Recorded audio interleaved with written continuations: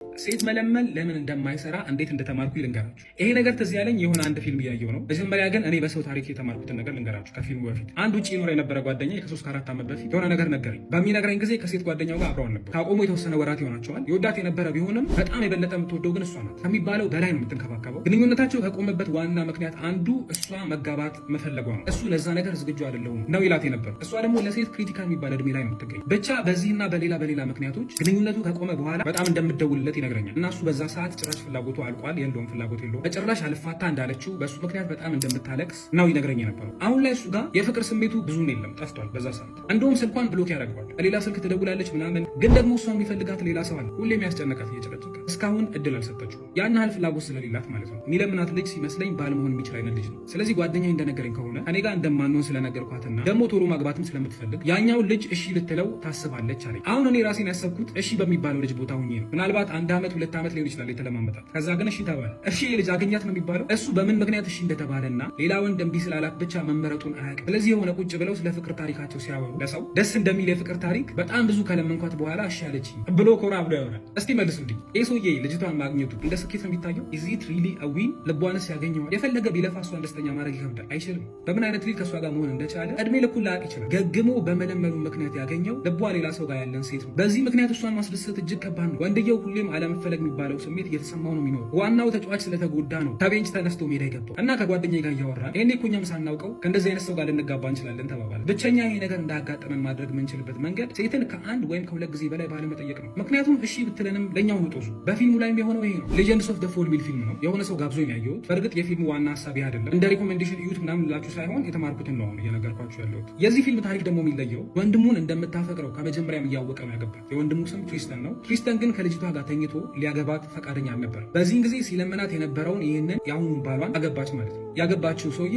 አልፍሬድ ይባላል። የሚገርማችሁ አልፍሬድ ባለስልጣን ነው። በጣም ሀብታም ነው። በጣም ነው የሚወዳት የሚንከባከባት። እሷ ግን ገና መጀመሪያ ሲጠይቃት እንደማይሆን ነግረው ነበር። በመጨረሻም ወንድሙ ትሪስተን አብሯት አልሆን ሲል ነው የአሁኑን ባሏን አልፍሬድን ያገባችው። በዚህ ምክንያት በጭራሽ ደስተኛ አልነበረች። የፈለገ ቢሞክር ደስተኛ ሊያረጋት አልቻለም። እሱም ሽንፈቱን በመጨረሻ ካገባት በኋላ አመነ። ቢያንስ የሰውዬ ግን ራሱን ማዳን ይችል ነበር፣ ሌላ ሰው እንደምትወድ ስለሚያውቅ ማለት ነው። ብዙዎቻችን ለምነን እሺ ስንባል ባለማወቅ ደስ ይለናል። እሺ የተባልነው ሌላ እምቢ ያለ ሰው ስላለ መሆኑን አናውቅም። ሌላ ፕሮግራም ተሰረዞበት ቤታችሁ እንደመጣ እንግዳ በሉት። የፈለገ ምግብ ብታቀርቡለት፣ የፈለገ መጠጥ ብታቀርቡለት፣ የፈለገ ብታጫውቱት ደስ አይለውም። ስለተሰረዘው ፕሮግራም ነው የሚያስበው። የክሪስ ሮክን አንድ ስታንዳፕ ኮሜዲ የሆነች ክሊፕ ላሳያችሁ። And the number one reason your woman's always mad, fellas, the number one reason your woman is pissed the fuck off, cause you ain't her first choice. Fellas, you ever catch your woman just looking at you but not saying nothing?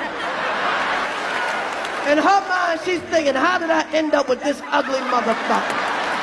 ስለዚህ ዋና ነጥቤ ከመጠን በላይ የሆነ ልመና አንለምን ነው። እሺታውም ዋጋ ስለሌለው አብራችሁ ከሆናችሁ በኋላ በምን እንደምትጎዱ ልንገራችሁ። ሁሌም ቢሆን ተወዳው የነበረው ሰውዬ ለእሷ አክሰስ ይኖረዋል። ኤኒታይም ቢደውልለት ቢያገኛት ምን እንደሚፈጠር አታውቁም። ሌላው በትዳሩ ላይ ፓወር ዳይናሚክሱ ሁሌም ባላንስድ አይሆንም። እሷ የበለጠ ፓወር ይኖራታል፣ ኬር ስለሌላት ማለት ነው። ሁሌም ስለ ግንኙነቱ የበለጠ ኬር የሚያደርገው ሰው ተገዢ ሆኖ ነው የሚኖረው። የሆነ ነገር በተፈጠረ ቁጥር ለመለያየት አትፈራ። አንተ ግን ትፈራለህ ስለምትወዳት። እንደዚህ አይነት ታሪክ በእርግጠኝነት ብዙ ሰው ጋር አለ። ብቸኛ ወንዶች ግን ይሄንን የምንረዳው ኢግኖር ያደረግናት ወንድ እኛ ስንሆን ያኛው ወንድ ሊያሳዝነንም ይችላል። ሴት ከእናንተ ጋር በመሆኗ የምር ደስተኛ መሆን አለባት። ልመና ባበዛችሁ ቁጥር ደግሞ ዌይቲንግ ሊስት ውስጥ ነው የምትካተቱት። እሷ ከምትፈልጋቸው ሰዎች ጋር ካልተሳካላት ነው ከአንተ ጋር የምትሆኑ። ከዚህ በላይ ደግሞ የሚደብር ነገር የለም። አንድም ጓደኛዬ ስለ ራሱ ጓደኛ ሲነግረኝ ከሃይስኩል ጀምሮ ሲለምናት የነበረችን ልጅ ግቢ ገብታው ተመርቀው ስራ ከያዙ በኋላ ልጁ ፋይናንሻሊ ጥሩ የሚባል ሁኔታ ላይ ከደረሰ በኋላ ነው ሸለች። ከሃይስኩል ጀምሮ አስቡት። የምር ብትወደው ያንን ሁሉ ጊዜ ቢትለው ነበር። ያላትን ሁሉ አማራጭ አይታ ከጨረሰች በኋላ እሺ ብትለኝ እኔስ ደስተኛ መሆን እችላለሁ? ሁሉን ነገር አድርገን ሚስትን ማስደሰት ካቃተ ሊሆን የሚችለው አንተ የመጀመሪያው ምርጫ አልነበርክም።